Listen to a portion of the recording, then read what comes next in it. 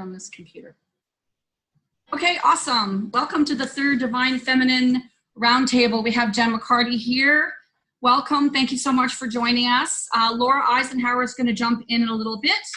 But today's talk is actually about hope, inspiration, and confidence. And it's really about who are we, why are we, and how do we serve? So I want to start with a little story. I worked with a lady in Texas about 6 or 7 years ago who taught me how to see. I was challenged in C. Nina, can you mute, please?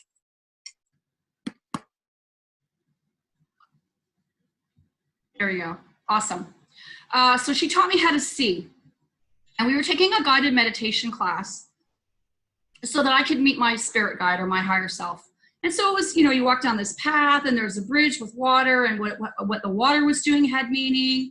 And I imagined this pathway where I could feel my bare feet on the ground. And then I would knock on this door, and whoever answered the door was my spirit guide. And in my practice, after the class, I went away and did this practice. The whole path, walked down, knocked on the door, and who answers the door is the Grim Reaper. And I'm like, what? What is that about? I came out of meditation. I was like, that was weird. So I go back to my class, and I shared this with my teacher, and she starts to laugh at me. And I'm like, why are you laughing? And she says, well, Spirit put that there. You would never put that there as your higher self. And I said, no, it would look like Thor. It'd be like Archangel Michael. It'd be really gorgeous. And that would be my spirit guide. She said, you need to go back and find out what the message is. So I'm like, okay. I go back into the meditation. I walk down the path over the bridge.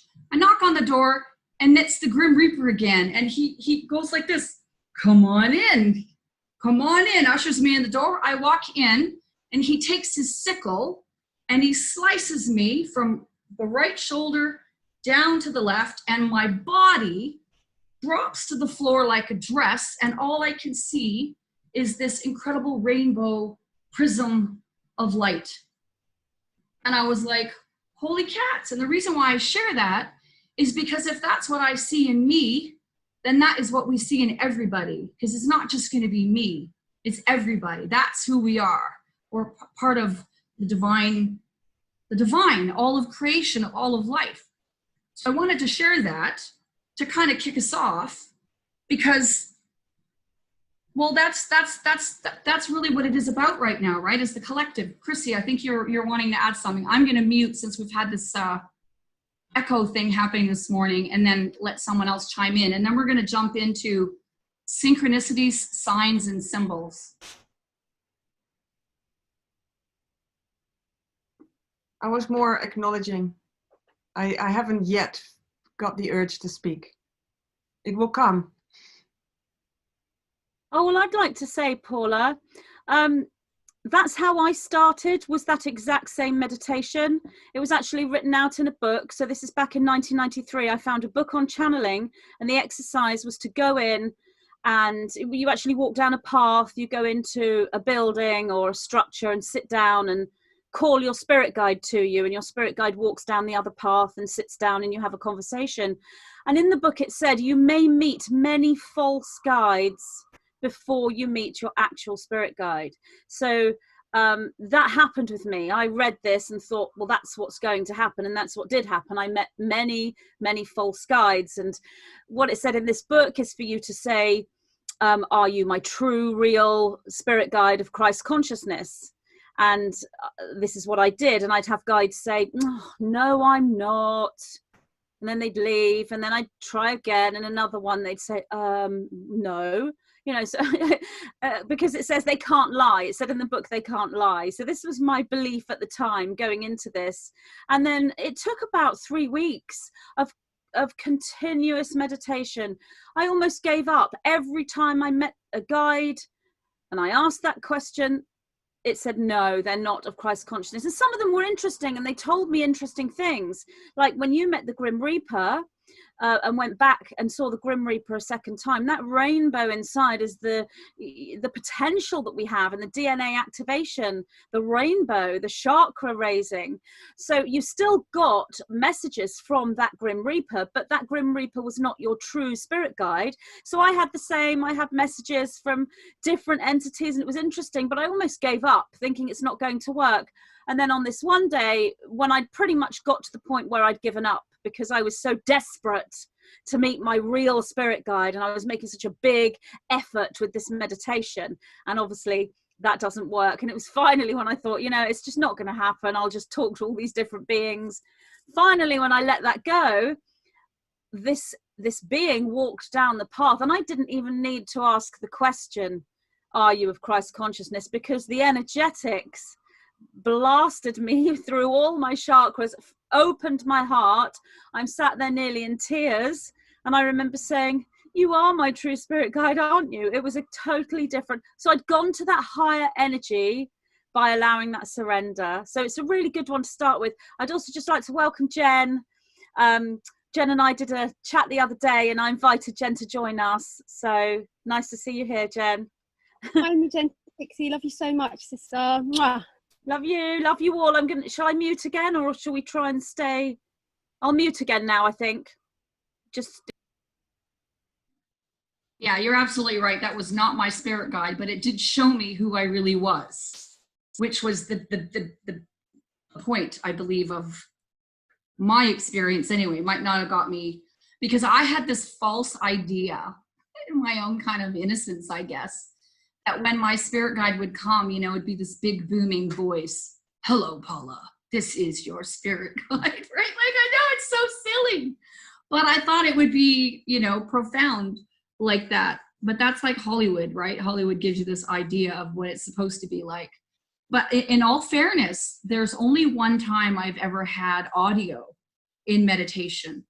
And it only happened once, and I got 3 words, and I might have shared this before, and it was meet me here in the heart space. Like, I was focusing on the heart space, and I just got 3 words, meet me here. And since I started doing that, that is when all of these synchronicities started to coming into play. And what Daniel showed with his tape of that video game that he got, Magenta, holy cats, man, holy cats. That is so trippy. So synchronicities, signs, and symbols. I wanted to share a little bit more, if we can just move into that really quickly. Synchronicities are crazy. So what happened to me, basically, since we did the very first one of these 3, this is the 3rd one, so 6 weeks now. So somebody had reached out to me, and it was based on something I had said in the first Divine Feminine Roundtable. And when I tuned into her, as again, this is going to tie back to that lady who helped me see. When I tuned into her, I could see that her angel wings were pinned in her back, like they were bound somehow. And so she wanted me to help her work with some entity attachments, right? And all they are just energies. Like, we have our own inner demons, things that we're ashamed of, our guilts, our shames, things that we want to kind of hide away in the darkness. And that when we keep dismissing them and not addressing them, that's when they can, I suppose, start to build up and do their thing and interfere with perhaps our positive thinking and our true connection. So anyway, I said, okay, I'll work with you. I have no idea what I'm doing. I'm not taking a penny from you until I have until this for sure works. And so I reached out actually to a couple of people who had experience in working with entity attachments and, you know, demonic energies and that kind of stuff, negative energies. And she gave me 2 people. One person was an advanced teacher in biofeedback, and the other one was a seer. So I got connected with the seer. Out of those 2 people, I wanted to work with her. She's a psychotherapist. We started talking about this, and I'm like, okay, I want you to mentor me in this. And she was telling me it's about a year's course, and I'm like, we don't have time. So she puts me on a fast track, right? I get with her for the whole weekend. Last weekend, we did the training on Friday, Saturday, Sunday. I promise I'm going somewhere with this. So we start doing her training, right? She's teaching me this, and I tune into her again, and I can see this large serpent around her neck that's prohibiting her from speaking. The following Friday, we have Chinese food for the first time in 2 years. And this is my, I don't know if you can see it. I'll read you the Chinese fortune cookie. You have the power to turn evils to angels, right? Synchronicity. Her and I both get woken up at 3:33 in the morning. This is the mentor teacher. And she says to me, okay, you got to go buy this book. Oh, I forgot, sorry. Way back in April, I worked with Lee Carroll and Cryon, and there was somebody who made sacred geometry. So we did a trade. We just lost Jen. We're having some technical challenges, everybody. Sorry about that. Jen's disappeared. She'll be back on. So anyway, this gentleman makes sacred geometry, and he makes this tool for me, and his guides say it has something to do with the spinal fluid in the spine. That's in April. Back to a week ago, she says, oh, I want you to go get this book for this training course that she's done. And I already have the book. It's on my bookshelf that I've had for 10 years. And then on page 15 of the book, it says in here that so this is with the Pleiadian Council and the Dolphin Star Beings. And it says here basically that this will free the spine and skeletal system of the most basic holding patterns in order to allow and encourage the cerebral spinal fluid to flow more fully. Okay, and then on Thursday, this is the last part. I'm sorry, I'm gonna get to a point and then I'm gonna shut up, I promise. And on Thursday of this week, the same teacher who taught me how to read, she gives me a reading and she says, I see you in this beautiful white diamond crystal snow. You know, when you've got when the sun is shining and there's all diamonds. I think I told you this briefly, Tara. She sees me up to my knees in that, and I'm absorbing all the little bits and pieces of myself. And then she says she can see a laser pointer from the new moon engraving symbols on my spine. So there's the synchronicities over the last couple of weeks. I'm going to stop talking now, and anybody want to chime in, add?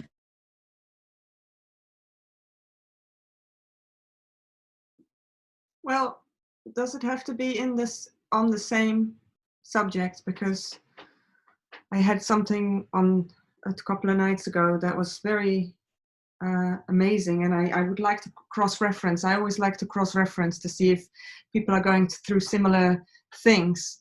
But what I was told that the Friday the 22nd of May, well, let me just first check with you, Paula. Is that okay if I can mention something that's, yeah? So I was told Friday the 22nd of May was going to be a day that we were going to make an important decision. And I wasn't aware what that decision was going to be, but I was like, it will be shown. So I know more and more that I don't have to cerebrally wreck my brain about anything and just go along with it. But in the evening and in the process of falling asleep, I really, really felt a really interesting, very physical sensation where I could feel myself getting removed from the collective unconscious, from the matrix reality. And when I asked spirit, or higher self, what is going on, what became clear is that the choice we have to make now is if we are staying with the old matrix reality, which also means that a lot of our dream space is determined by that, because, you know, a lot of the time we go into that unconscious soup, or if we're really becoming sovereign, like completely spiritually sovereign. And I understood that I'd already made that decision, so I was able to actually remove myself from it, but it wasn't like separating. It wasn't like, oh, them and me kind of thing, but it was more that I could feel this energy enveloping me completely, where I became fully sovereign and I didn't have to interact so much anymore in service of the collective unconscious. Now, it was a very, very real experience for me, and I don't often have them anymore, but this was really, really tangible. And I was really curious to see if anybody else had anything sort of similar. Totally. Mind if I chime in here? Because actually, just before we joined on this call, I had probably the third one in the last 2 weeks since we last spoke of spinal clearing. And the one that was today, you know how it's all linked and it's like you open a door and it exposes something and you walk through, and then it was the next level and then the next level. And today's one felt absolutely huge, and it was all to do with responsibility. And I really want to share this with you ladies, because this is something we were talking about last week, about taking responsibility and, you know, being the healers and all of the clearing and all of the stuff that we've been doing.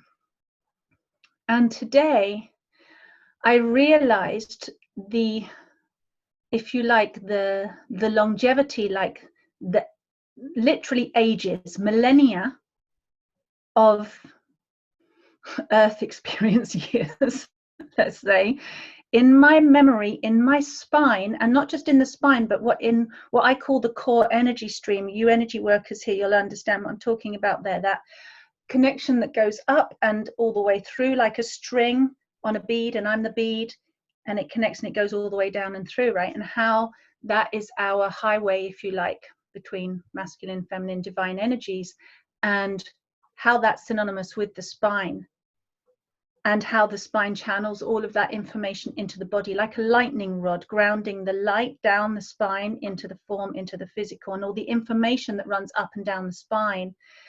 And so today some beautiful revealing happened, where I realized that I take so much responsibility, not just as like the oldest daughter in my family or as the grown up for my parents. It went beyond that. It was like how much responsibility for thousands of years I have taken for humanity and for the pain, and this feeling of, because I can feel it and tap into it and sense it and see it, therefore it's my responsibility to do something about it. And I think this is collective, sisters. I feel like this is all of us and beyond, and that this reaches far more people out there, and it's a collective thing. So that's why I'm sharing it.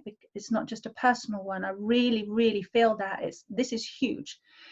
And that it was a sense of, when I followed the energy up to where that voice said, it's your fault, Tara. It's your fault that people suffer. It's your fault that it's not working. It's your fault that the healing isn't happening, that people aren't becoming more prosperous, or whatever situation is going on, that somehow, and this is not a conscious thought in my head, by the way, I don't walk around thinking it's my fault, but I followed it all the way up from my spine, all the way up to that core energy stream, all the way up to the top. And there was this dark, what sounded to me like masculine voice or a masculine energy, very dark, all the way up at the top, like a cap, like a lid on the top of the energy stream, saying, it's your fault, Tara. And that energy, that fault energy running all the way down, which is triggering my heart into, I need to now do something, I need to heal. And, you know, in my conscious mind, I'm like, I'm not responsible for everything. It's not my job. I don't need to do this, you know, but it was like that controlling force that feels like it's literally been there ages. And I mean, millennia ages. And it was like, being able to see it was really important for me, because as you all know, when you're facilitating, and just like you, Paula, with that story with that lady, when you're facilitating and supporting somebody else's realization or awakening or healing, and you're that whole space holder or the mirror, it's easier to see it for somebody else and get a sense of it and help clear those energies or release them from these contracts, these powerful, it's like a stake that runs all the way down through the energy and through the spine and anchors you, like that's you, that is, you know, it's like that false identity that's running in the unconscious. And we can support other people to help release that. But I'd never been able to have a clear enough mirror and a safe enough space to hold me where I could see my own. And that's the third healing that's happened for me this week, and it was all spinal related. And then it was like it got pulled out. I literally said, it's not my fault. It's really not. Did some healing and some clearing on it, and literally it was coming out of my back like this black cord coming out of my spine, and I felt like it was also coming out of my belly and my throat, and just giving it back and like liberating. It's been a powerful week for healing. It's been a powerful week for unlocking, and the healings I've done on other people this week of unlocking the spine and literally seeing programs come out of their spine and then straighten, and other illnesses and things leaving their body and belief systems leaving their body. So I love that you were talking about the spine. It's been really relevant for me. I'm putting down the stick. Thank you. So Chrissy, you were talking about, it's funny you mentioned that actually, because I work with some guides. Melchizedek is the guides, and I go to a consciousness class we do every Wednesday. It's called Student of the Guides. And they were actually talking about humanity having a very important decision to make, which I think is what you're basically sharing. And that was, you know, who are you? Who are we? Because we are our brother's keepers. We are absolutely our brother's keepers. And that was the big decision that we had to make coming up as a collective. Because we've already decided, we've talked about this before, we've already decided that we want to move forward, that we want to evolve. We've decided that we're no longer going to agree to lies. But it's really about who are you?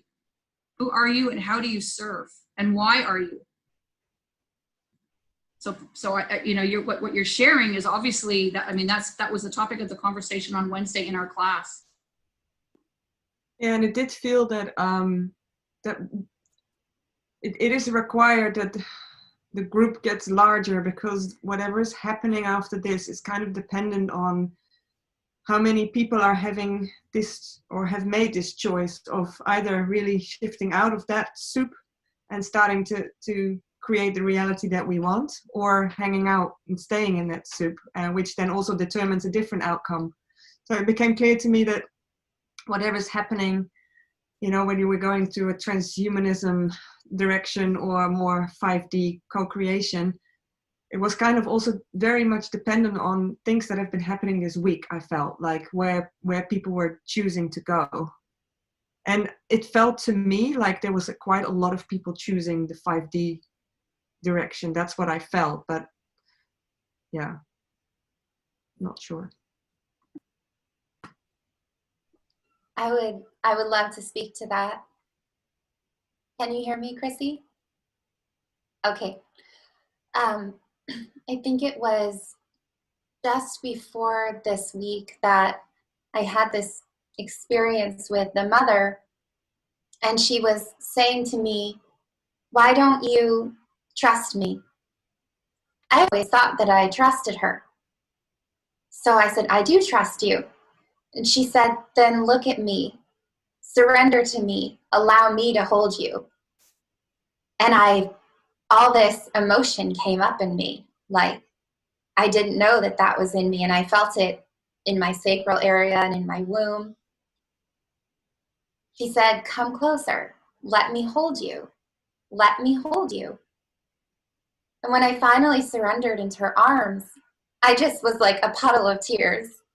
And she was just holding me. It was the most beautiful healing experience.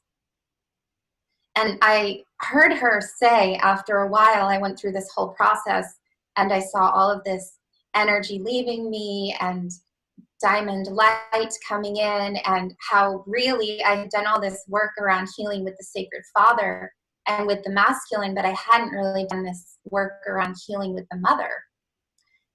And at the end of it, she said, "You have now exited 3D completely." And I heard it so powerfully. And then I went onto social media the next day, and this woman had actually written, "Hey everyone, I just want you to know I've exited 3D completely." So it was an amazing synchronicity, and I know that everyone else is going through this. And it's just so exciting. So absolutely, I am also feeling this, and I'm just so excited about this. Yes.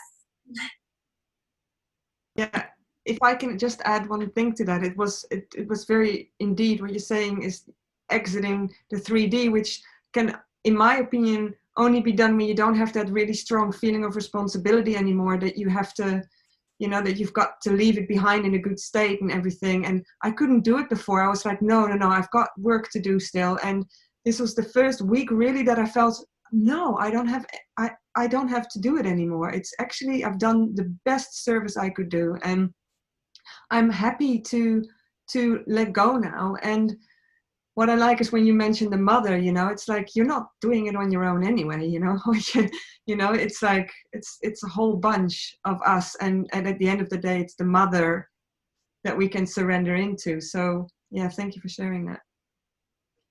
May I really quickly chuck something? I know, Magenta, you're going to say something amazing, and I just want to.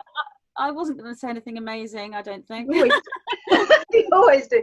No, I just wanted to tie that loop up with responsibility, Chrissy, because the kind of the undercurrent point that I was trying to make was, for those of us that have taken more responsibility because others have not, and in ignorance, in not awareness, in whatever it was that it wasn't taken, a lack of responsibility is a heavy weight, and it's a darkness. It's power disowned.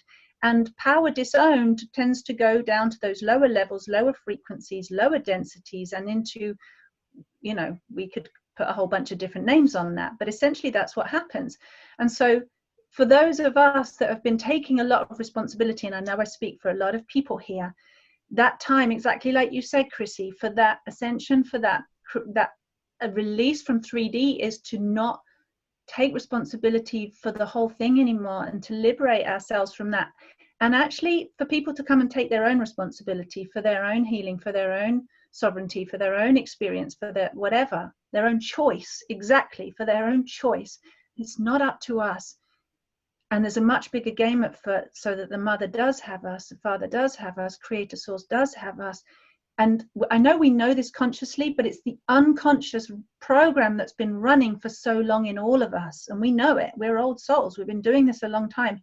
And it's unplugging that and unhooking that and releasing that channel, so that we can, when the spine is free of this old program, we can literally change form, change energy vibration in our entire body, you know, coccyx to, and, you know, and beyond, and completely transform. So that closes that. Thank you. I just wanted to say, when I did my chat with Jen earlier, Jen, you mentioned a vision that you'd had about the mothership coming down, and we talked about whether that could be a literal interpretation, or is it a level of metaphor, or is it both? But I received an email from someone, and she said basically in her email to me, regarding your vision, basically the exact same thing that Nina has just said, which is about that connection with the mother. And she felt that the mothership was the connection with the divine mother, everything Nina said. So I just wondered if you wanted to share your vision that you discussed when we talked, because it's quite profound. Yeah. So I bet I never really sort of adhered to the split, like Dolores Cannon, a lot of powerful teachers, they talked a lot about the split. But then just noticing what's going on at the moment collectively, and really, really profoundly seeing a split occurring, like I've never ever witnessed before, and it breaks my heart so much. So I was just kind of like just observing that, and a couple of nights ago I went to sleep, and just as I was about to go to sleep, it just was literally a download which came from the universe, and I just saw this massive ship, and I don't think it's going to come next week. It could be in 20 years, it could be even on another timeline, but I saw this massive like ship that could carry at least 1 million people, and it had all sorts of like garden, I can't even explain, but it was just like it was like a planet basically, and it was guided by the Pleiadians, and they were like, we've come to take all you starseeds to another planet where you're all going to be in fifth dimensional consciousness, and we're going to do this whole new earth thing, and this planet is going to be left to those that want the chips, want the masks, want to be controlled. And I was like, okay, I'm just observing, I'm not jumping on that, but because I've never really seen anything, I've always been one of, it's all within you, like everything's within you, the mothership is within you, and as a spiritual teacher, like I've been advocating that, like complete, just everything about that. So it was quite an unusual download to receive, but because it was so random, I was like, I have to really sort of like look at this objectively, and but you know, we spoke about it, me and you, and to be honest with you, Magenta, I think that it's a possible timeline unless we can reconcile. I think that if we can reconcile on the third dimension, which we are doing, like I know in my community, I mean, I've got a group of over 100,000, nearly 100,000 people, and loads and loads of them have transitioned now from being hardcore liberal Democrats to really, really genuinely seeing the role that Trump is playing. So I know that I'm just a tiny little drop in the ocean that's having a massive ripple effect in terms of waking up people to their sovereignty, waking up people to the true agenda of the deep state and the cabal. So I am of the belief that we can turn this around, and it won't necessarily get to that point where the mothership lands. But it was fascinating to experience the ship, and they took me inside the ship, and it was amazing. Like everyone had their own little living quarters. It had like fully high tech. There was even like outdoor sort of facilities. It was a dream. It was an absolutely amazing dream. So but you know, tuning in, I don't think we're going to get there, or that might happen in 100 years, 200 years, who knows. It doesn't feel like it's imminent, but I definitely feel that we need to carry on just waking up our brothers and sisters for them to start claiming their sovereignty and detaching from this false governmental narratives. So Jen, thank you for sharing that. And it's interesting because I had an insight that where I realized that at the same time, we also need to allow people to choose what they want to experience. And I have noticed that there are people that really want to experience transhumanism. Yeah. I don't know what part of them wants to experience it, but I was like, I also have to accept that they want to do that. And this would also maybe explain why 10 years ago, with the biggest vision I've ever had, I was told it was a mass consensual ceremonial death when I saw a whole load of people dying, and I didn't have the feeling that they were suffering at all, and that they'd chosen that path. So that it comforts me to know that it's not my responsibility what people choose to do, what path they want to follow. What I also find interesting is what you're saying about the mothership, is that there's a Kogi shaman who said a similar thing when he started looking at what's happening right now. He said, "Oh, this is really strange. I can see a literal transfer happening to another reality." He said, "I can literally see these people being taken out, the benevolent being taken out and put somewhere else, and the sort of evil being quarantined." And that was very unusual for him to say that. He never says stuff like that. But when he started tracking, he literally was like, wow, okay, this is incredible. I can see it literally moving, which would kind of be in line with what you're saying. Yeah, Right. I completely agree. Of course, everyone, like as awakened women, we know that everyone has got their own soul contract with Mother, Father, God, and if they're on the path of awakening, so be it. And if they're on the path of transhumanism and slavery, so be it. And of course, it's not for any of us to intervene with people's individual sovereign free will. All we can do is keep on serving in the way that we're being guided to. And I believe that the ones that I've been working with have made a soul contract to fully activate their sovereignty, and those that aren't, they just get very irritated by me and all my posts. So what to do? Okay. I would love to speak about the AI and specifically about the mothership, because just this week I had an experience with the mothership as well. I was in my yard looking at the stars, and I heard this very strong message say, "Go to the backyard." And all of a sudden, I saw all the light. I mean, it was powerfully just beaming. So I went to my backyard, and I looked up in the sky, and there were lights flashing, and they were moving like this, hovering back and forth. So I'm standing there, and I'm like, and it's starting to form a big circle, like a huge circle in the sky. And all I felt was just so much love. So I was like, oh my gosh, this is the mothership. And I felt the presence of Christ and Buddha and all the avatars and gods, goddesses, you know, of benevolence, family. And this message, which was like, it's us looking at ourselves.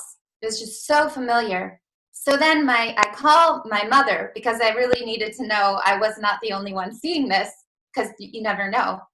My mother comes out and she looks up in the sky and she's like, "Do you see that?" And I said, "Yes, I see that. That is the mothership." So a very powerful experience. And the message was, we go where you go. Whether you move from this physical location and it was very clear, we are with all of you. And we are here now. We are you. We will see you soon. We're in this together.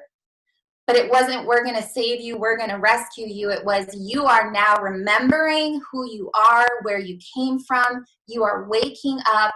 And so now we are getting closer and closer, because the more that you recognize your higher selves and embody that, the more that you see it in this reflection. We are getting closer because you are changing your resonance. You are changing your frequency. It was so powerful. And right after that, a friend sends me a message, which is about the New Jerusalem Mothership has just arrived. And it was all about how in the Bible, when they spoke about New Jerusalem, it was actually about the stargates and the mothership. And I felt into that. It just felt so aligned. So I wanted to speak to that. The second thing that I wanted to share is that, yes, I have received the same message this week. It is why I actually had to leave my marriage. What I heard is he's choosing a different path, and he's not choosing to ascend the way you are. And what has become clear this week is there is a group that would like to experience AI. They're very tempted by it. They're seduced by it. They want to have that experience, and they have to be allowed to have it. There's a huge group of us that do not want to, and we don't have to have it. And when I was in Paris last year, what is very interesting is that in the midst of an art gallery show, it was a Van Gogh live art gallery where all of the art is moving around you, classical music, very archangel, angelic, all of a sudden in the middle of this show. And it was my birthday, actually. The lights all go black. And my spidey senses were like, all right, what's about to happen? Angel wings up. And the next thing I know, flashing all over the walls are images of AI. And nobody said this is AI, but it's like hardcore trance music, black and white, like total matrix images. And the whole frequency of the room went, So I was just like, okay, I'm sovereign in this. I'm going to hold the frequency here of love. But I was watching how everyone's hearts were just turning off, almost into this kind of robotic Nazi nature. And I knew it was AI. And at the very end of it, it said, artificial intelligence art display. And then it went back to the archangels so I knew this was part of their agenda, because they always show you what they're going to do before they do it. But what was very interesting was that I was the only person in the room that had this kind of response. No one else in the room was able to kind of consciously be like, whoa, what's happening to me? This is making me feel sick. So I just wanted to share that, because I definitely see how they've been weaving it into our lives, taking away what's organic and beautiful, created from that connected Christ consciousness place, into this plastic, artificial, metallic, robotic, completely unemotional, the opposite of empathy. I've had very similar information to Nina this week. In fact, only a couple of days ago, I had the exact same phrase, welcome to the New Jerusalem. This is the New Jerusalem. The New Jerusalem is coming. Didn't really know what that meant, but I've had that come through. Lots of information about AI as well, and everything you say about people having to make a choice. Some people want AI, others don't. But what the Nine also said, and this connects also to the mother energy, mothership, and portal energy, is the opening of this Alcyone portal. And what they were saying there is this is connected to our reincarnational cycle, which has been hijacked by the dark forces for thousands and thousands of years. All star seeds who are awakening to the higher fifth dimensional frequency are released from that, and many new souls right now, over this last sort of week or so, are also choosing to be released from that reincarnational cycle. And I think that goes along with what Tara was saying about the releasing of the spine, the spinal fluid. It's all connected to that. So people are moving away from these dark programs. They're freeing themselves on a soul level. And so what the Nine was saying is the Dark Kabbalah shifting their strategies from, rather than controlling the reincarnational cycle, which is about controlling consciousness itself, enslaving humanity's consciousness, rather than using the reincarnational cycle to do that, so that we're in a trapping system and we're continuously reincarnating back to this planet against our will, if you will, that's being shifted into more of an AI construct, so that consciousness is then trapped within an AI system rather than a reincarnational system. And this is what is happening. And what the Nine was saying is that the higher galactic sources, they bring in an antidote. So they don't overstep our free will, but if the dark ones make a move, then they bring in an antidote. So the antidote to the reincarnational trapping cycle was to send in the starseeds. The starseeds chose through their own free will to come into this reincarnational cycle, and as they came in, their higher DNA configuration created such light that the trapped souls were able to catch that, if you will, and then free themselves.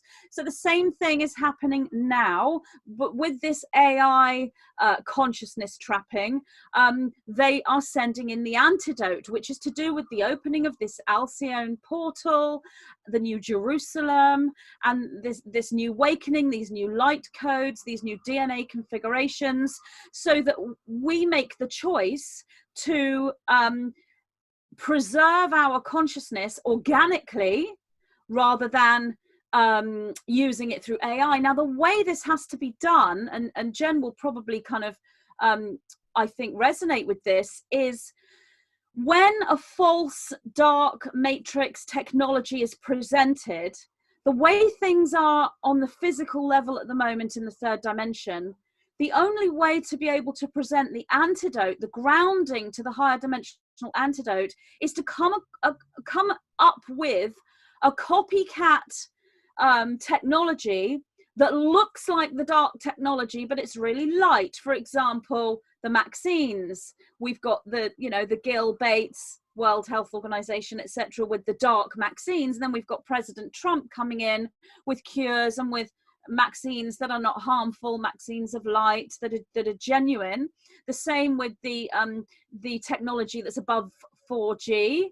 So we have the harmful version, weaponized bioweapon, if you like, and then we have the watered down, filtered version. The same thing will occur, and this is all sort of happening now-ish as we go forward, but we won't be seeing evidence of this until 2021. This trapping using AI consciousness, there will have to be some presentation of AI that looks like it's negative, but it will actually be the same kind of thing, but used in a positive way. So it may be that starseeds, even if they want to completely reject all AI and go organic, it may be that starseeds will become aware that some of the AI is used in positive terms. So rather than having a life extension AI program, which is a trapping system preventing organic growth within higher dimensions when you leave your body, this could be a life extension program that is a healing modality instead, and that helps people to utilize the fullness of a human body, but they might have problems with their physical body. So there's positive things within that AI, and it's all blended together. And what the Nine said is, all those of you who have that discernment, that empathy, that intuition, now is the time to really ramp that up, so that when these programs are shown to us, we will know the difference between the dark, the light, what is used as a trapping system and control, and what is actually used as freedom. Because we can't all go, this is AI and this is organic. Because the way to get to the organic is to come in with the AI that looks like the dark in order to take it down. Otherwise, it's the same with the vaccines and the above 4G. it's not, it's not possible for us to run away from that because of the way the hijacking is taking place. So we're coming in with the copycat of light, and then we're able to move into the organic. Does that make any sort of sense to anyone? Actually, my friend just sent me something this week, which is a quantum healing machine, and it's using artificial intelligence. And I didn't realize it was connected to AI, but as I'm watching the video about it, and it's all about harmonic frequency, and that it's able to use your cell phone to connect to your frequency through quantum healing to increase your frequency and balance you to the tone, the frequency and the vibration to bring in perfect health, even abundance. And I know that really works. So I thought it was very interesting to see that it was associated with the word AI. So that completely resonates. And my higher self, I was very open to this type of a product. I trusted it immediately. I knew that it's really quite amazing. Can I just, oh, sorry, no, go on, Paula.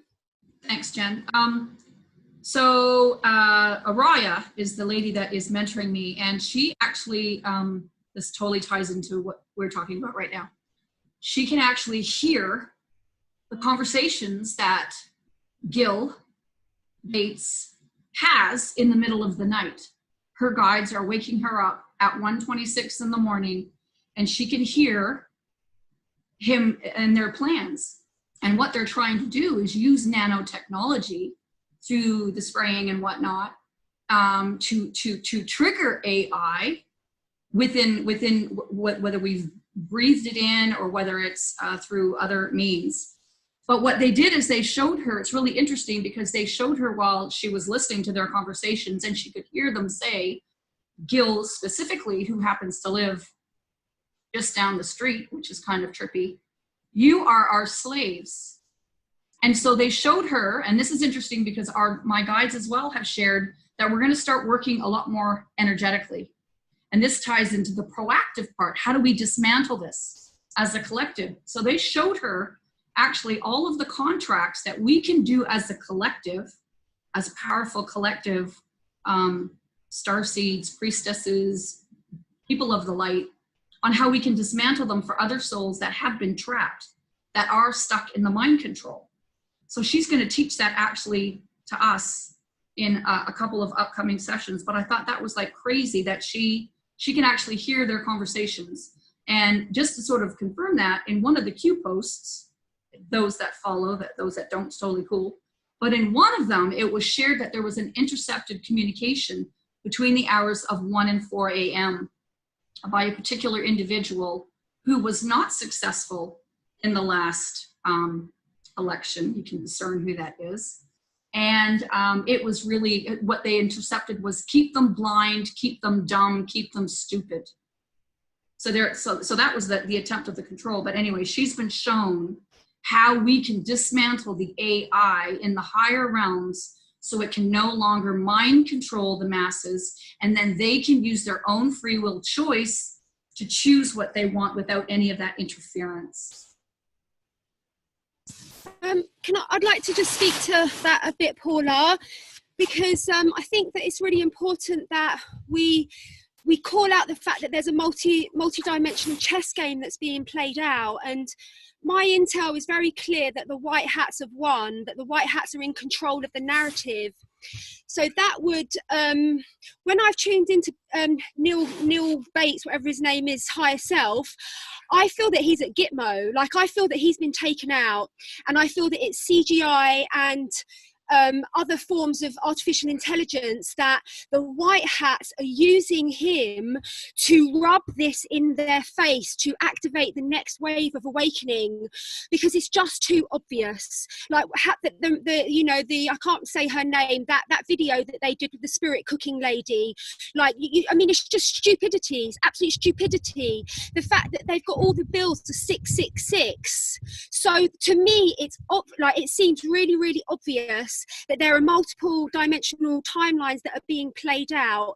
And I definitely feel that the white hats have won, and that the golden age timeline has anchored on the 5th dimension, but that's actually now playing out on the lower dimensional levels. But I feel that all these deep state players are under the control and direction of the white hats, who are using them to awaken the masses by just shoving the atrocities and the out of controlness. Like, they're trying to control humanity to such a large extent that is waking up so many people. So many people are taking the red pill right now because of the 666s all over the shop.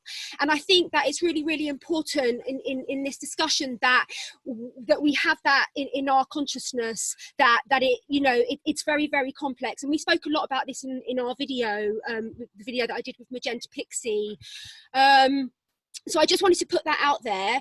And I just also wanted to say one more thing about the Mothership.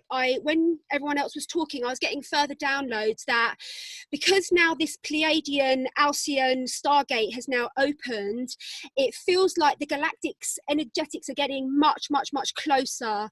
And I feel that is connected to humanity's collective vibration. So many people that are on the awakening path, that have taken the red pill, that do know what's going on now, that has raised humanity's collective vibration to call in this next level of galactic support.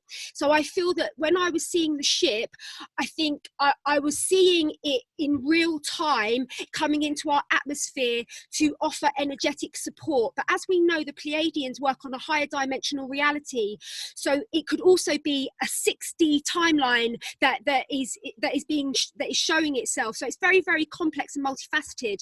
But I would like to say that I feel that the vision that I got about this Jerusalem Mothership was definitely to do with like a real boost of galactic support coming into our atmosphere based on our collective vibration, which is really, really shifting with so many people waking up now. Just want to chuck that out there. I had total deja vu when you started talking, Jen. I was like, whoa, really, really strong deja vu. And it's like, such incredible energy of everything you just said. So, few things. I have to get this off my chest first because my heart is just bursting out of my body. Because as you're talking, I'm getting all these messages coming through that we need to remember that the children who are not yet on this planet, they've already chosen. They've already made their decision. Well, it kind of wasn't a decision. It was just what was happening anyway, and what wants to be and what is happening, in that they are in the complete golden bands, golden ray bands, and there's many of those. I wouldn't even begin to try and categorize it into dimensions or whatever, because there's a whole multi-bandwidth of frequencies of love strands, of multiple soul strands, timelines, all happening simultaneously in this amazing, powerful collective energy that's coming through with the children that are not yet born and the ones that are being born now. And in fact, I just want to speak to this, like lockdown. My kids were saying yesterday, like they're starting to, loads of my kids are like 18 and 19, and they've got friends who are suddenly like conceiving and becoming parents, and they're like, this lockdown is a love-in. It's like there are babies being made. And there's probably going to be like, you know, what do they call it with the post-war babies? It's going to be like the post-COVID babies, you know, the COVID boom, if you like, with all the babies. But there's a lot of incredible souls coming into the planet, and all of our children that are already here. Like my kids are the kids that have already made a choice, and it's not their, what I'm hearing right now, it's not their battle to fight. It's only those of us, the old souls that have been here for again and again and again, and then all those lower frequencies that have been trapped on this planet for a long time, that this is the choice for the history of humanity that is making. And it's our choice, and it's like what we want to create and what we want to experience next, and where we want to go, if it's off planet in an AI environment, or if it's off planet in a natural organic environment, or if, you know, or if it's on planet, whatever it is, that we're making these decisions for where our souls go to next. But for there's many souls that are already here, those children, they're already establishing themselves and their choices as they grow into empowered adult beings. And that all the children that are yet to come here, there is no choice. It's divine will is the choice. It's it's the unconditional love and the multi-strands of those frequencies, which is amazing. And I also just want to add about the mothership thing, and I just get goose pimples when you said that, because Chrissy, just before we did this Divine Feminine Roundtable, the first one, I called Chrissy up one morning and I was like bawling my eyes out. I'd got woken up at 6 o'clock in the morning with intense tummy pains, and I just never get that kind of pain. I was lying in a hot bath, and I get a lot of messages in the bath, and I hear, pack your things, it's time to go. I think I might have shared this on the first round table. And I was like, what do you mean pack my things? Like, what am I going to do? Like, empty my house? Because where am I going? You know? And it was my Pleiadian family, my star family, saying, we miss you, it's time to come home. And they were showing me that they are collecting, and they showed me this like 12 years ago as well. And I'm getting the second wave of these visions coming through, showing me exactly what you said, Jen, and what you've said as well, about a whole bunch of us who, you know, understand and recognize this let's call it Pleiadian energies as home frequency, as where we came from collectively, and that we've always had a longing to go back to, that they're coming and they're just going to basically take us off planet for this wave to happen, this cleansing, this healing, the battle, whatever's going to happen, however it plays out to happen. And they didn't show me beyond that where we go, other than they said, we're going home, pack your things, we're going home. And I called Chrissy and I was told her this thing, and she was like, oh yeah, me too, I got that message this morning. and then yesterday, like you, Magenta, yesterday I get that same thing. It's like, no, like, empty the garage, get rid of your stuff. Like, you're literally physically going, get clear the environment, clear up all your old stuff, put things away. And that feeling of, just like you said, Magenta, that the distance now between us and Galactic Center, like, we forget that we're traveling supremely fast through the universe right now to Galactic Center. We are physically traveling. I'm feeling it in my body. The speed at which we're traveling and the proximity that we are to that central sun is expanding everybody's hearts wide open. And again, yesterday, that same message is like, you're going home. You're going home. So I haven't seen a ship, but I fully, completely, like, gives me goose pimples. I get it as well. So that's all of us. Thanks, Tara. Just bringing it really, really back to the planet. Just on a practical note, right? Let's just say no mothership, and we're here, and we're going to have more of an artificial intelligence development happening here.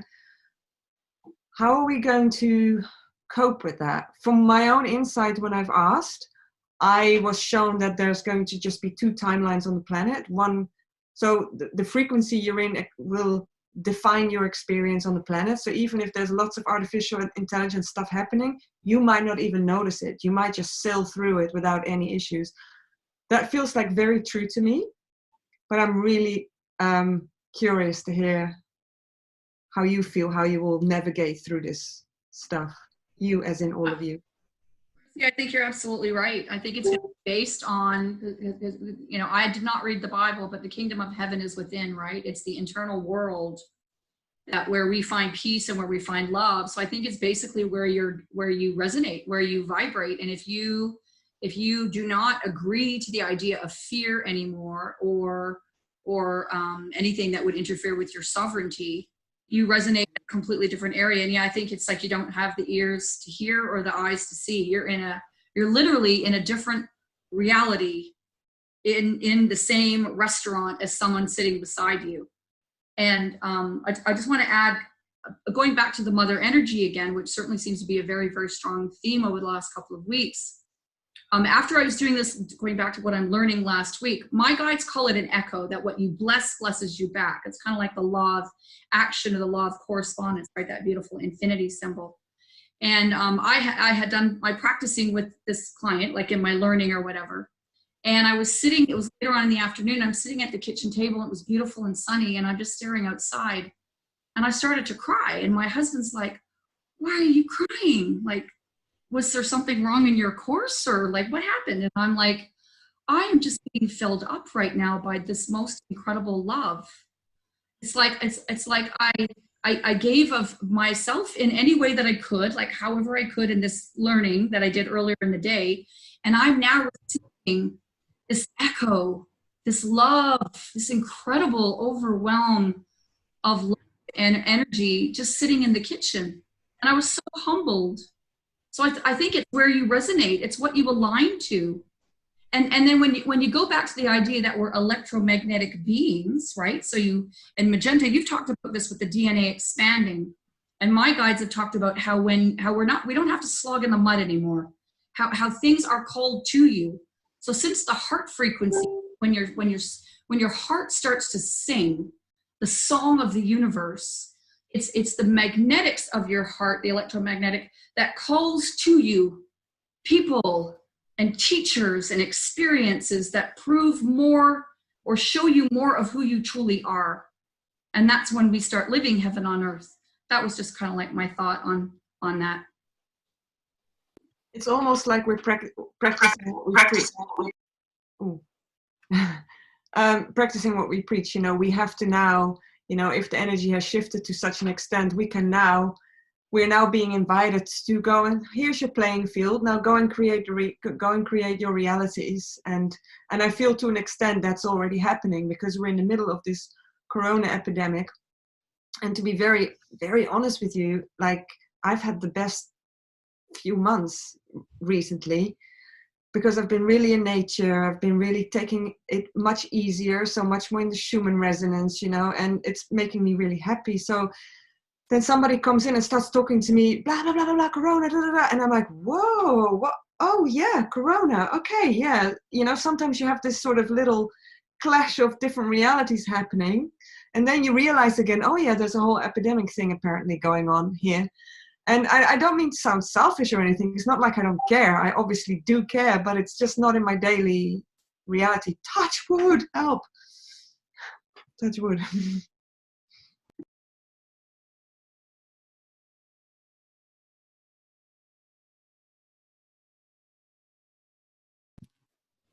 Can you hear me?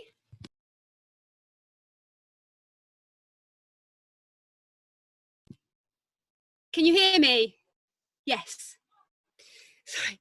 So what you said about living on different, in this world, but with different vibrations, I'm often drawn back to this analogy that our DNA is a bit like popcorn.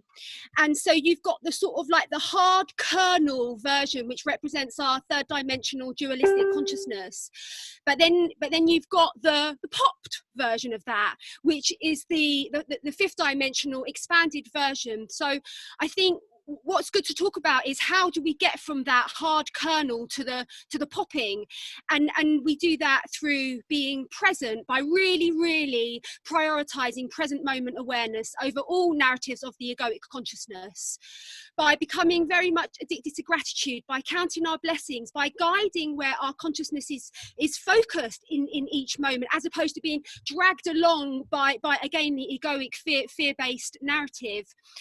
So I think it's really important that we just empower everyone that's listening, that, you know, that you will experience reality based upon your vibration. So if you're in that hard kernel vibration, then you're going to meet other people that are on that vibration, and that is going to be your reality.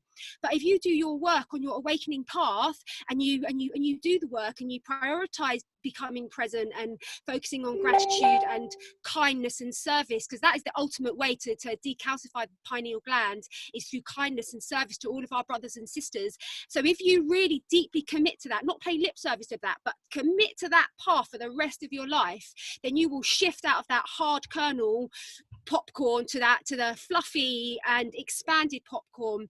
And then when you're in that expanded popcorny place, then you will then attract other people like us lot, like Magenta, Pixie, like us other popped corns, and we will start creating our own world. And we spoke about that, didn't we, Magenta, about how it feels like lots of our star seeds are getting, like, have had really strong visions to go and build our communities and create our communities with our beautiful organic straw bale homes and our temples, and having such a deeply held galactic temple space.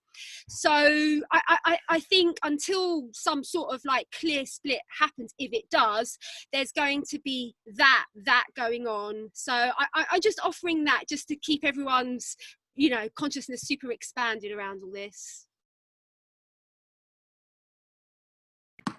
Totally. Can you hear me? Jen, I resonate with that so deeply, because just this morning before I came on, I received a transmission, and it was about how are you going to create this new world from your higher selves, in which that is the center of it, and what does it look like?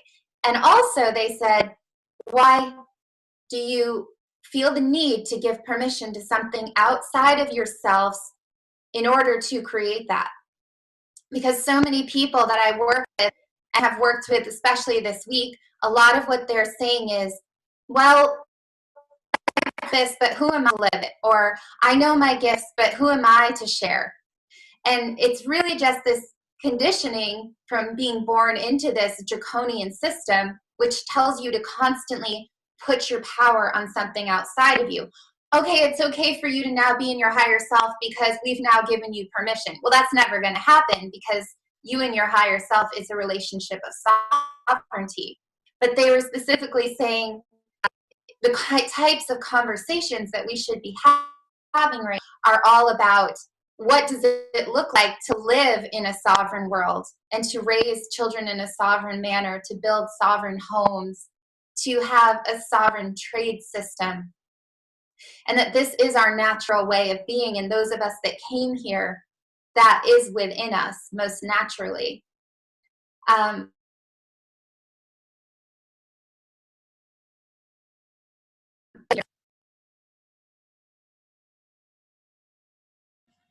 Okay, I think we're having some technical. We can't hear you. Sorry, you kind of.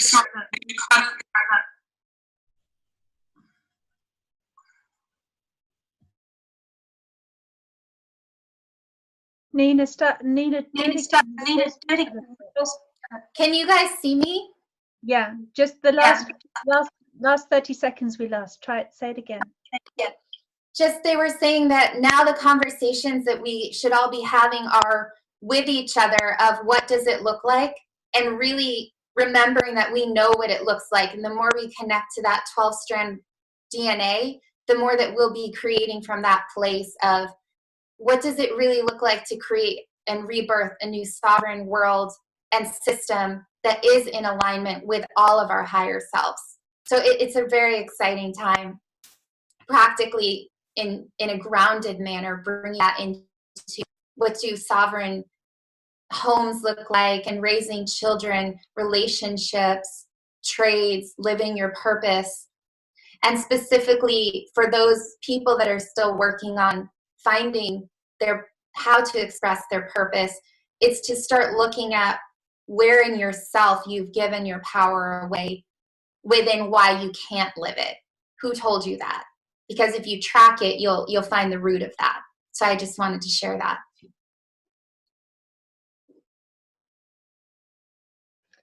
And I just want to quickly throw in sovereign birthing. Like, birthing a child in pain is a foundation for first experience before you're even in the world is pain. You know, and coming into the world is painful. And birthing as a sovereign woman in your power is completely blissful. There's no pain association. It's off the charts, blissful, ecstatic, orgasmic, incredible, divine creation experience. It's like I am one with God, creator, source, goddess. It's that experience giving birth, and I've done it twice, and I know lots of other women have done it. And it's not about whether you're good enough or not good enough. It's just simply a choice, love or fear. Same choice that we're having now, love or fear. You want to be in love and appreciate and gratitude. And I think it's called the law of reciprocity, law of reciprocity, that what you bless, blesses you. And that gratitude and that opening to the heart, opening to love, opening to the life itself as the most incredible gift ever. Whether it's your breath, that you can open your eyes, that you can create, that you can conceive, that you can give birth to a child. And we women give birth, or can choose to give birth to a child, to new life. And the new earth is populated through our bodies. As we birth, and it starts not just with the birthing, but with the conception, the divine conscious union, conception, free of limiting programs. Ideally, that's our work. But then it also goes another step beyond that, in my experience, of like the preconception. What are your intentions? What is your highest dream that you want to envision, speak, put into love, give power, give action to, create, conceive, have divine communion with, co-creation, divine masculine, feminine energies, and birth it onto this planet, and to do so in absolute surrender, in absolute love, with supreme presence. Like you said, birthing is absolute presence with source, with the body. It's total presence that enables that blissful transition for that new spirit, that new soul into the earth. And it's a blissful experience for the mother, and everybody that's in a mile vicinity, I swear, feels it. It's like, it's off the scale blissful. And that is what's wanted of us, what's being asked of us when I listen to those children not yet born, that place where their souls are. That's what they're co-creating with us, is for us to get out of our own way, and just open and receive. Like you were saying, it's not about pushing and working hard. It's to open and receive the grace, the blessings, the love, the life, the choice, the love that's here, and allow it to move through our bodies, and to literally physically, whether it's creatively with business, whether it's tantrically with a partner, whether it's communications like this with sisters or brothers, or whether it's a child, we are literally physically birthing a new earth through us. And to do that with supreme presence and awareness and extreme humility in the grace that is in that we get to co-create, we get to experience that as human beings, is just unbelievable. So yeah, putting down. And Clara, when you speak about birthing, I mentioned that last time that I've visited a woman in her shack who's a doula, and when she was talking about how she was creating a birthplace here, I could see and feel a vortex appearing and opening up, and it was very, very huge. And it reminded me of a vortex that I've seen and felt when I've helped a few people, family members, die. So I realized that whether you're coming in or you're going out, it's kind of the same thing of this huge vortex opening. And it felt, if I was to describe it, as a very sacred space. And I then realized, like, wow, how important it is to create that space for birthing and dying. And because you're literally connecting with the absolute source, really. So, yeah. Yeah, I'd like to just agree with what you're saying there, Chrissy. Can you all hear me? When I was giving birth to my son, there were a few complications, and he was struggling. He had the cord wrapped around his neck, so each time I was contracting, the cord was being pulled. And there were doctors everywhere and nurses everywhere, thinking that basically the baby was going to die. But I'm on this gas and air, and the gas and air linked me into such intense, focused channeling. And this is like 25 years ago, because it opens you up. So I had beings talking to me, completely telling me different things, to all the midwives, but about the vortex, which I didn't understand at the time. So I just saw it as a tunnel. I actually saw this vortex literally with my physical eyes open up before me.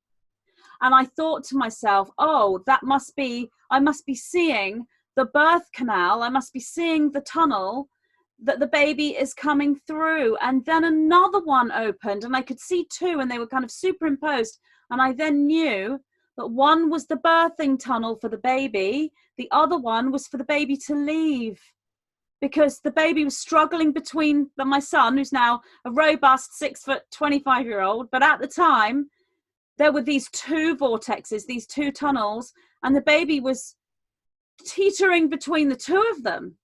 And I knew what was happening, and I had this sort of cosmic midwife telling me, your baby is strong, it's a boy, but he is in trouble, and we need you to listen to us, not to the staff. We need you. It's very, very important that you listen to us. So I had all of these midwives saying, don't do this, don't do that, or do this, stop doing that. And well, you know what it's like when you're giving birth. They're telling me to to stop pushing. Sorry, don't push, stop. And they were trying to get an epidural into me to prevent me from pushing. But I had this inner midwife saying, don't listen to them, listen to me. Well, now we need you to push, and we'll tell you when, and we'll tell you when to breathe. And then they were saying to me, you must not let this anaesthetist give you the epidural. So I'm trying to stop him from giving me the epidural while they're trying to get me to sign the form to have the epidural. I'm like, no. So I'm listening to all this inner stuff, and it was absolutely so profound. And, everything was okay. He was born as a complete shock to the midwife, because she actually told the other staff around me that this baby was going to take absolutely ages to be born. And I kept saying, he's a boy and he's coming now, he's going to be born in 5 minutes. And they were saying, yeah, she's off her head on the gas and air. So I was right. What happened, luckily I had my sister with me. I kept grabbing her arm and saying, they're talking to me. The spirits are talking to me. My sister knew me, and she was like, look, my sister knows stuff. Is there any way she could be right? And they're like, no. And afterwards, my sister said, she was right, wasn't she? And there's the midwife, well, yes, on this one occasion, she was right. But the interesting thing, and it's such a profound experience, and my son has been spiritually awake since day one. He's never, ever shut down out of all of my children. And I only had this experience with the one birth. I've got 5 children. He's the only one that's remained aware. But the interesting thing was about those vortexes, these tunnels, there were 2, how they were superimposed, and how the birth space coming in was so very similar to that. It's the same vortex going out. And to see the 2 simultaneously in front of me, I now know that was an experience that's part of my meaningful subjective experience. So I had to learn about, coming into this reality and leaving this reality, and how they're so intertwined. Because ascension, that's what we're doing. We're all going through that vortex while we're staying in our bodies. We're not leaving. And so, yeah, I just wanted to share that as we're talking about mothers and... Oh man, you're making me cry. I was just like holding back the tears, because I'm just thinking it's such a sacred space that opens up, and the sacredness is so profound. And when you then say that there's these, well-meaning staff members, basically taking you out of that state. And I mean, it's in Mind the Matrix, the series as well. I'm interviewing this amazing woman who says exactly what you say. She was absolutely in tune. And the birth could have happened in a beautiful, divine manner, and yet she kept on being disturbed, and taken out of that. And it just makes me emotional, because I think that's where the first trauma in a way starts again, and you're almost set up again for another vicious cycle of starting off with trauma, dying with trauma because of not settling our issues, so we want to break through that. And in a way, what I love you saying is that we're going through it now, but without shedding our body. We now have the ability to do it fully consciously. They actually did something physical as well. So because they were so desperately trying to get me to stop pushing, because every time I pushed, the cord was going around the baby's neck. But I had this cosmic inner midwife explaining that the baby was in the birth canal, and they didn't know this. And if they stopped me from pushing, then baby would suffocate in the birth canal. And they were telling me all this. So it was imperative I listened to them. At the same time, the midwife is saying to my then partner, my baby's father, can you help me to close her legs so she can't push? Now, he's a 6-foot guy and really strong. So he's pushing my legs completely closed with all his strength, listening to the midwife. And I'm saying to this cosmic midwife in my head, what am I going to do? I can't push. And they said, don't worry, leave it to us. We will help you. And as I came to push and they told me to push, I literally felt these hands go around my leg and pull my legs open. And my 6-foot boyfriend went flying across the room, banging into all of the stuff as these hands were able to open my legs so I could push.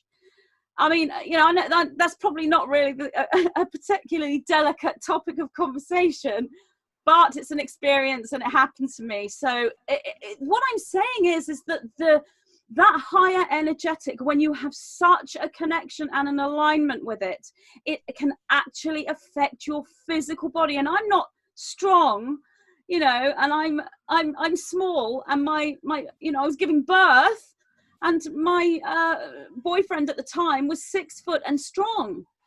So where are these cosmic hands, you know? Is this the power of the mind? Is this actually entities in the room able to affect the physical body? Is that one and the same thing? So yeah, that's my profound birth story, which I've been, you know, I told my son many times about his entrance into this world, and I think he kind of feels that that's something quite magical, really, for his birthing. And that's the whole point, right, Magenta, is that when we believe in magic, when we believe in a power that we can't see but we can feel, we experience a completely different reality. And because we know really there is no death. That's a falsehood. We just transform. I was present with my dad. He transitioned in 2013, so go from birth to death, the other end of the canal. And it was the most beautiful thing I have ever witnessed in my life. I'm sitting at the end of his bed. It was actually in England. He had gone home there, and my mom and my two sisters were there, and I was sitting at the foot of the bed. And and my sister's a nurse, so she's explaining, you know, what happens with the breathing. It gets very labored, and then there's, you know, very quiet, and then a big in-breath. And at the moment that he took his last breath, inside my world, I could hear, oh, they've come. And I didn't see a vortex like you experienced, but I saw like a kind of like a milky, misty, golden presence. And I was so warm. It was so beautiful because they came to get him, and I got to witness it. And like other people are sad, but I'm like, it was the most incredible thing I've ever seen. So I don't have any fear about death at all. And when you believe in magic, you can experience multiple realities. I just wanted to share that. I totally love that you talked about the 2 tunnels as well, Magenta. Because my birth story when I was in the womb, I mentioned this, I'm sure, briefly, but around 3.5, 4 months in utero, I was declared dead for 2 months almost. And so when you said about giving birth, I was in that vortex. I was in the golden light vortex, and I closed my eyes and I left my body, giving birth to my son this was, and I'm in the pure light, and the pure light says to me, you're not your body. And I'm like, yeah, you're right. Okay, I'm not. Back in the body, baby comes out all in one go. Incredible. I saw that vortex. I was in it. And I never felt more real in my entire life. It was like take off the body and the shell, and just becoming so light, and just having a very thin awareness of I am a human being. It was incredible. So that was like 20 years ago. And since then I've been like, how to be this? Is that possible to be like this in human form all the time? And I don't know if it is. But when you said about the other channel opening up, I felt so emotional in that moment. It was like, oh, because in that utero space, I must have been hovering somewhere, but I don't know what was going on, but I definitely left sense of body.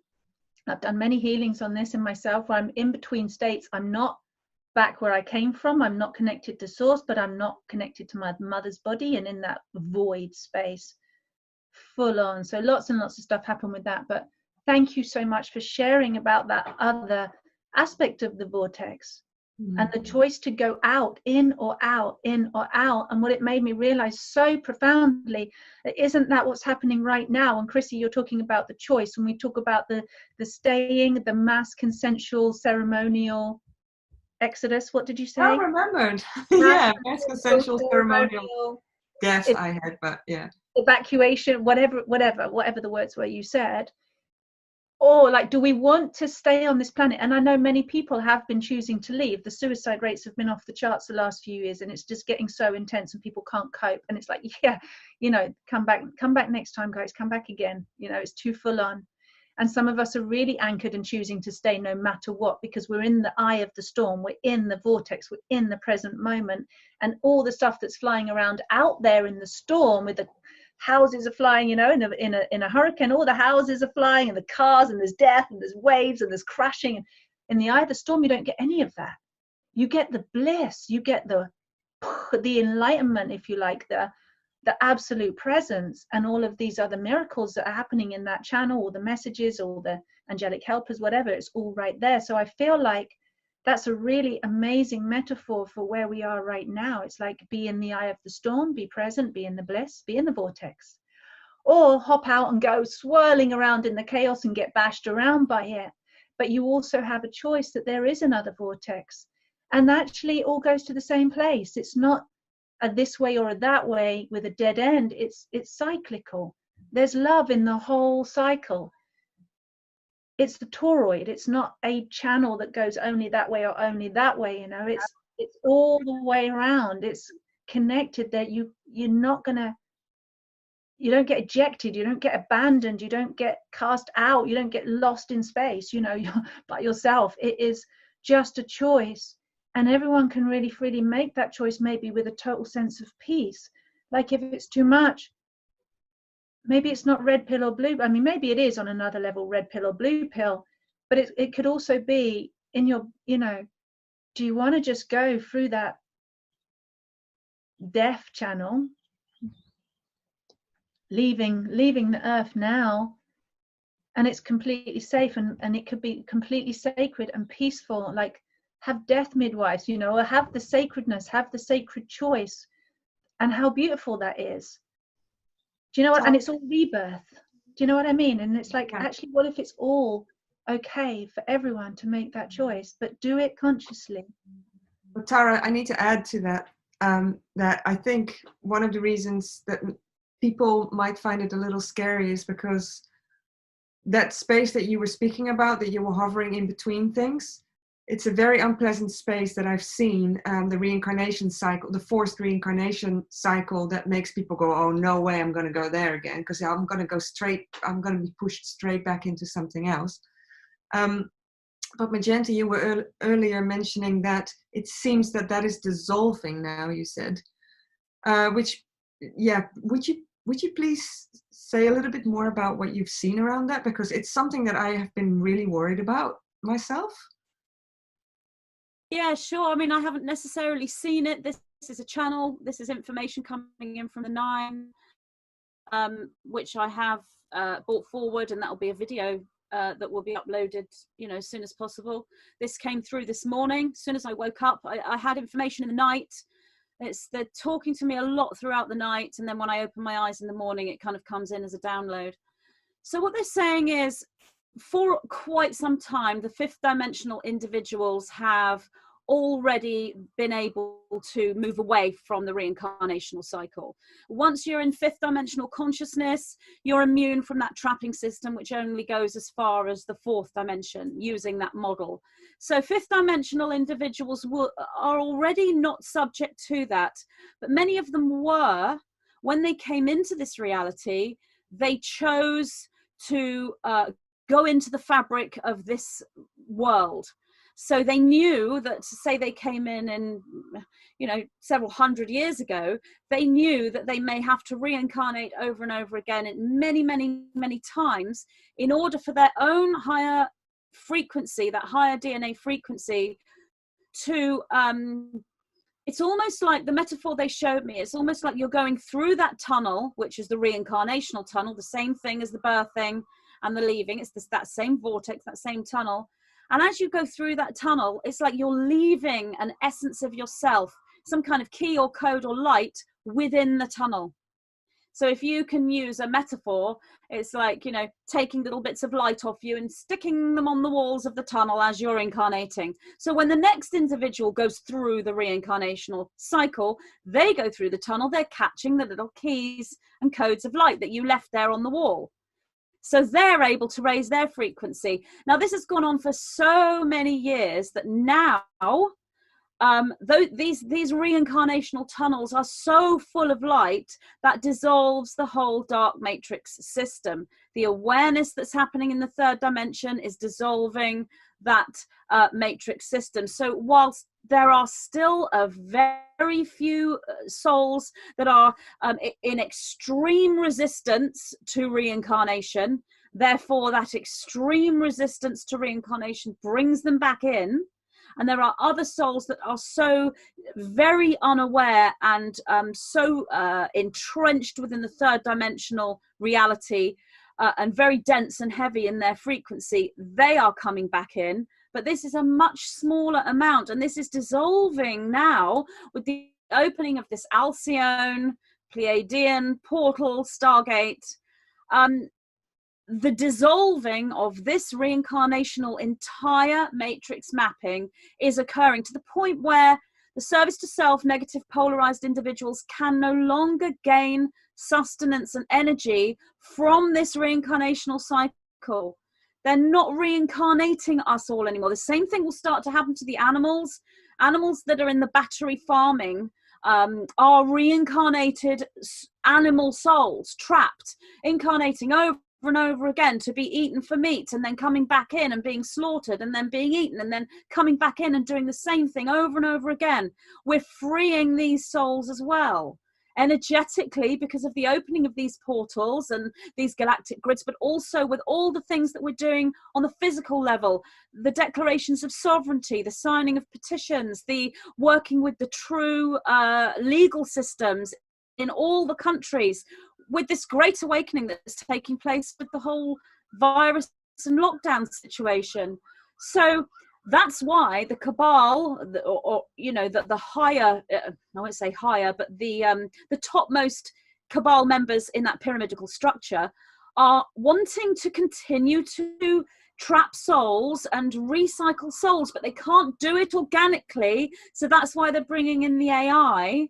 And so this opening of the Alcyone portal is bringing in the antidote to that, which will at first look like an AI program, but it's an AI program that is harmless and helpful, that looks very similar to the one that is the trapping system, because it's presented as life extension. So all of this is occurring around 2021. The Alcyone portal is opening now, and we'll see evidence of this over the next few months into next year. And all of the fifth dimensionally aware individuals will be picking up on the opening of this portal, whether it's a Pleiadian portal or whether they know it's more light coming in or higher galactic codes or motherships, whatever they're seeing, they are being downloaded, these codes. And you were saying, Tara, you know, pack your bags, it's time to go. It's kind of, I think that that's the same thing. We're all getting these messages of this ascension experience that we're going through, and it's all tied up together with the birth, the death, the AI. All of it is all one big convergence that's all part of the same thing.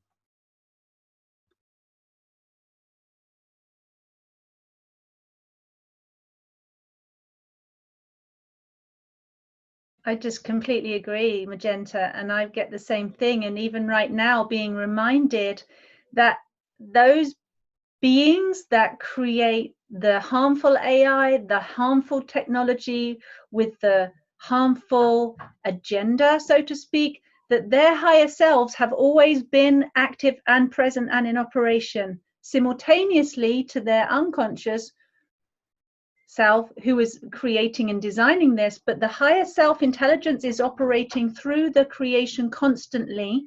I learned this many years ago. I was doing lots of channelings, and the Illuminati energies were all present, and I'm talking to their higher selves saying this is all for the same outcome, the outcome of truth, the outcome of light. Because what happens is what I'm just being shown it and reminded right now, that as, let's say, lower consciousness beings are developing this technology for that agenda. And I just want to say, in some ways, you can't blame them for people who don't want to go around reincarnation all over again, who would. you know, if there's an option, yes, give it to me. Do you know what I mean? So I don't blame anyone for feeling like that. I know we've all felt like that. It's like, God, I don't want to just do this again, right? So there's some compassion for that and some understanding, but actually to rest assured and take heart that the higher self has worked through what they've been developing, so that as we go through this portal, as we go through the birthing portal or the Pleiadian Stargate, or however we're seeing it, as we return home, that stuff doesn't get to come with.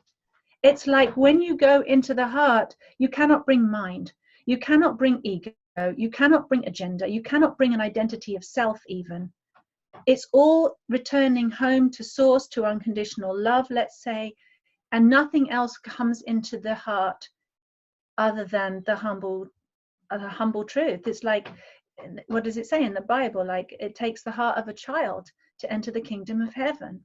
You know, you cannot pass the camel through the eye of a needle. It's like all of this stuff that we're seeing, and it looks pretty scary. You know, the AI agenda with the 53,000 billion satellites around the earth and the whole, you know, the grid around the earth. It's like that cannot make it through that portal as it is.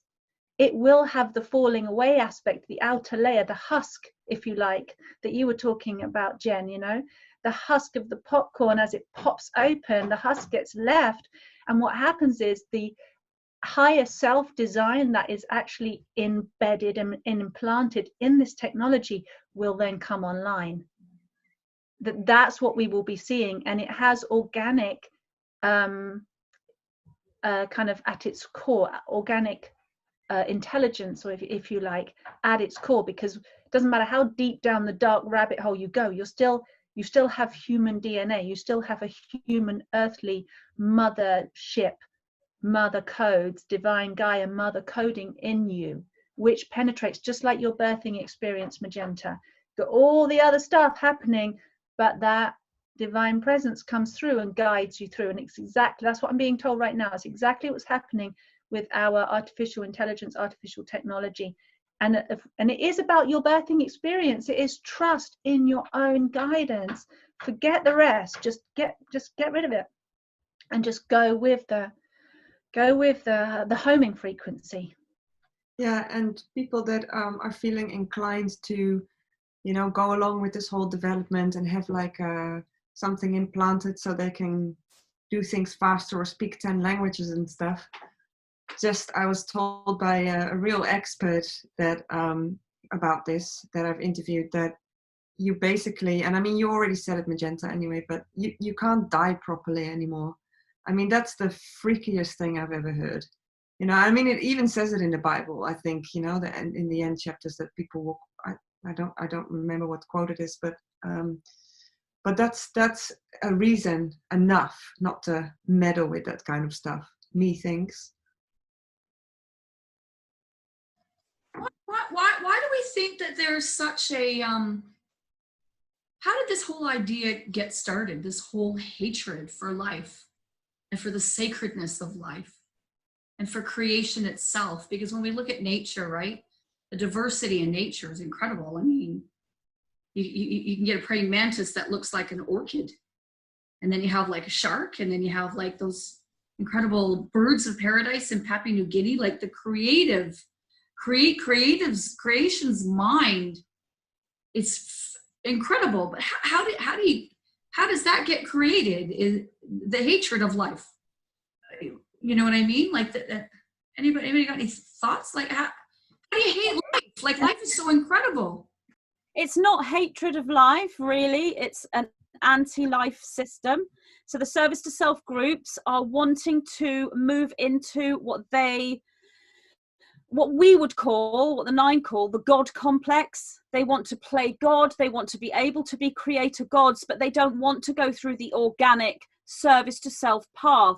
There are 2 paths within divinity, and both of them are accepted and allowed within the higher cosmic streams, if you like.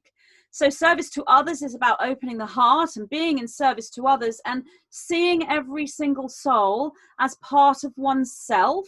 This is the organic pathway. This is the activation of all the chakras. This is following the law of one. So we don't harm life because all life is us. The service to self path is a path of spiritual dedication, but it's very different. It is a repression of the heart in order to create extreme control. It's a very different pathway. So it's the solar plexus development and the pineal gland development to be able to control oneself and control one's environment. Now, they still have the philosophy that we are all one. However, it's interpreted as we're all one soul, and as long as I exist, then divinity exists and God exists and the higher reality exists. It doesn't matter whether anyone else exists or not, as long as I do. So when I'm actually murdering and killing and destroying life, as long as I still exist, then I haven't done anything, because I still exist. I am all there is. So it's taken from the service to self perspective. That's how it is seen from those in the higher echelons. Now, as you go down the pyramid, within that service to self structure, there are many who do not understand this. They just simply follow the orders of the uplink. But those at the top have this philosophy. So it isn't about hatred of life. It's honoring life as self and self alone, in control of all, as in I am the only living thing that exists. None of you exist. It doesn't matter if I kill you, harm you, murder you, because I still exist. That's the philosophy. But over here on service to others, we love each other. We are all one. Therefore, if you so much as hurt a fly, you are hurting yourself. It's very similar and very different. And that's where this comes from. It's a creation of a different dimensional density. So we're going through ascension and creating the fifth dimensional reality on earth, harmonious, positive, and loving within the law of one. They are going through descension. They are creating a fifth dimensional structure, but it's completely different to ours. It's in total opposition to ours. It's incredibly complex, and that's where they want to go. And in order to create that negative polarized dimension, they need to harvest fear. And in order for us to create the positive polarized dimension, we need to merge with and radiate love. And if you look at radiation as a physics construct, you radiate outwards. So that's light. And then you look at the opposing, you have absorption, which is darkness. You absorb in. So it's radiation outwards and absorption inwards. It's simply a polarity. It's simply a polarity of physics. And so you have humans that incarnate within the radiation polarity, and you have humans that incarnate within the absorption polarity. And that polarity plays out in the third dimensional reality so that we all learn the experiences we came here to learn. What is happening now for those on the service to others pathway, because there will be those that incarnate into a negative fifth dimensional reality in a descension. If they polarize negative, that's where they will go. Completely different timeline to us. What's happening now is a raising of polarity. We don't need this swing anymore between absorption and radiation. We're moving into radiation. We're raising up, and that's what the fourth density or fifth dimensional reality is. It's a complete shift in polarity. That's why a lot of people pick up the whole messages about pole shift. It's not a pole shift in a physical sense. It's a polarity shift. It's a raise in polarity, which may or may not affect the magnetics of our human system and of the planet. You know, it's the same thing as the mothership. The mothership is within, and that may or may not be an actual ship, because higher frequencies do set within the physical reality. So these literal interpretations of these messages can happen, but ultimately this is about a raise in polarity. So it's not about hatred of life. It's an anti-life system of absorption as opposed to a pro-life system of radiation. So thank you very much for clarifying that, because it kind of like it's a bit of a mind blow to try to figure that out. And so I wanted to add something, and of course it's completely gone. Maybe I'll come back in a second. I would just like to add also that we are coming to the end of the, you know, in Hinduism, you've got the swastika turned backwards, which is actually that talks about the yugas, the 25,500 year yugas. So we're now coming to the end of Kali Yuga. And so how my spirit team showed me, it's like each yuga is like a massive, thick encyclopedia. And it's like my team are like, we're literally about to do the full stop on Kali Yuga. Like we're done, we're complete, and we're about to close that book. But what's being played out now is just the last little bit, because obviously a yuga is a very long time. So but they're like, we're done. When we do the full stop, that will be the solar flash or the comet, whatever it's going to be. And then that's going to also go into the golden age, the Satya Yuga. But there's also timelines that are running concurrently as well. So obviously we've got the timeline of the Satya Yuga, which is already being played out, and it has already anchored. So that's already being played out on a higher dimensional realm. And now the lower dimensional realms have just got to catch up. And what I've been shown is that victory to the light, like God's plan is victorious. Like God doesn't have a plan B. God doesn't need a plan B. So it's like we are going into the Satya Yuga. Like that is an actual fact. And all these people that are playing these roles, it's all been orchestrated in order to create so much darkness, because I think that we have to get to a certain sort of like collective level of darkness in order to flip.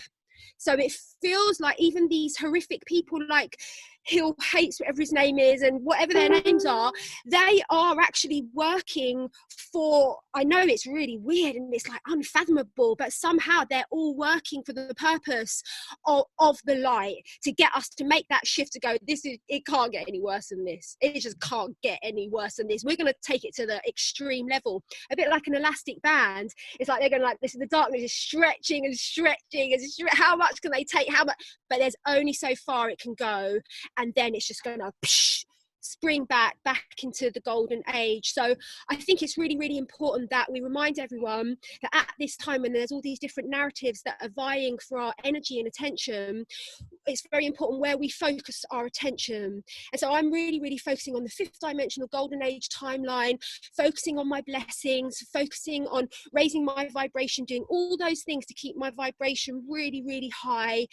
Definitely not going into the fear narrative. If that does come up, checking that, processing that, getting back to the 0 point. Always just keep on coming back to the 0 point. And I think if all of us, the more that we can do that on an individual level and attain that very, very high level of sovereignty on an individual level, the more of us that can do that, the more we will attract and be able to anchor this 5th dimensional golden age. So the onus is on all of us individually to do the work and to be in the 0 point and and just be awake. That's it. And also, as we are awakening and popping like popcorn, it's amazing to see that I'm seeing so many people's relationships where maybe one person was hidden and playing more of the narcissist, but the other person couldn't see it, because the energy that's amplifying is bringing out truth. And so what I was seeing with what Magenta was saying, and now what you're saying, is that if we follow this kind of system, the way that it's been playing out is very much the empath and the narcissist. And so the empathic role has been a lot of the angel, star seeds, galactic beings who are really allowing ourselves to be harvested off of, because we felt like, I need to save you, or I need to play this role for you. And as we are now learning more and more self-love and connecting to the mother and understanding sovereignty, we're now saying, okay, no, actually, I'm not going to play this role for you anymore, without really realizing maybe that we were playing that role. So I'm seeing that a lot of relationships are now ending, or someone has known for 5 years is suddenly coming out and they're like a different person. And it's really that there's just a lot of darkness that's coming to the light.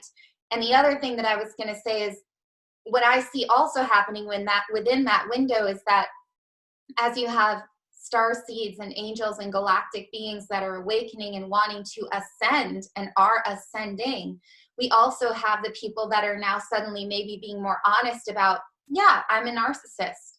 And within that, they're actually kind of descending which is very connected to that Bill Gates, AI, and all those that are at the, and it's not even just Bill Gates, but it's a very service to self, Luciferian type of program, which is why sometimes I feel like, wow, we have the fallen angels and the angels.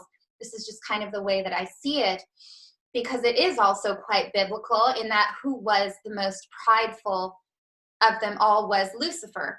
And so it's not that the knowledge has been anybody's downfall. It's pride. What are you going to do with that? Are you going to serve the one? Are you going to serve the collective? Or is it service to self? And that's really the difference between both, where both come from. So I just wanted to add that. Thank you. That's awesome. And what a great way to end. So Chrissy, it looks like you want to, everybody unmute if you. I just wanted to say just one thing, that what you said, Jen, about the Gil Bateses of our world playing their role. That's exactly what I've been feeling for so long, and I feel this unexplainable love for the fact that they were willing to drink the poison. Yeah. You know, and that this is why I never like negative posts about the asshole doing this or whatever. I never feel okay about it, because I always have this feeling of, no, the friction that they're creating is is helping the process unfold. That's awesome. I agree. And even like we look back into history and people like Hitler, when I've looked at his soul and hung out with him, you know, and had conversations with his soul, he's like, no, my higher self was instructing me. I had a really hard role to play. Everyone hates me. I know I was an evil what's it, but it needed to happen because that envelope needs to get pushed, like you were saying, Jen, right to the extreme.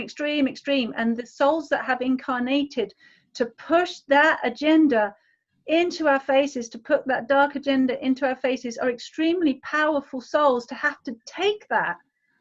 And to create that much resistance and hold such hatred from humanity, I bless those souls. You know, I truly do. They are beautiful souls that have incarnated into an incredibly hard role, and I love them for it, because it's helped our awakening. It's just part of the bigger story. And what you just said there, beautiful Nina, is like the whole Garden of Eden story starts to come into play. And Paula, you know, your original question about that was like, how did this all begin? And it's like, well, back in the beginning. The angels and the fallen angels, and maybe somebody had a painful birth, and that was the beginning of the end, you know. A baby was born in pain, and let the rest be history. But yeah. And that's exactly how we lift a world, is not through false witness, by witnessing the divine in everything, in spite of how they show up, in spite of how they behave, high and low and in between. And so that's I think a great place to end. So ladies, thank you. Please stay on for a moment. Thank you everyone for sitting in this wonderful circle and sharing their love. So grateful for that. Thank you. Until next time.